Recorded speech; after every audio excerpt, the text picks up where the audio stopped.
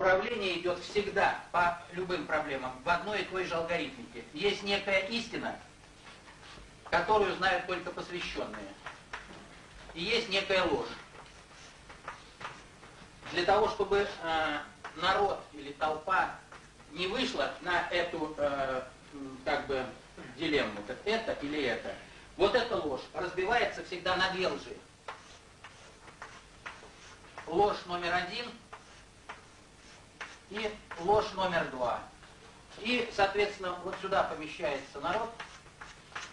Я вынужден хоть немного повториться, я на предыдущих лекциях в вашем управлении давал эту информацию, она на кассетах есть. У вас есть 2 кассеты с моими выступлениями, но вынужден повториться для целостности изложения.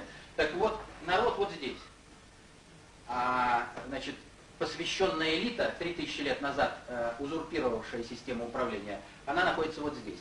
Все, что я говорю, не имеет ровным счетом никакого отношения к теории мировых заговоров, там, так сказать, каких-то мировых правительств. Вот это все придумано тоже, чтобы те люди, которые начинают понимать нечто, чтобы их вплести в другую обманку, в другую ложь, но не для того, чтобы дать истину. Мы говорим, управление осуществляется не с помощью мировых правительств, заговоров, а на уровне бесструктурного управления. То есть помимо структурного управления есть еще бесструктурное управление. Так вот, надгосударственное управление по системе концептуальной власти работает как бесструктурное, имеет вот эти 6 управленческих приоритетов. А теперь давайте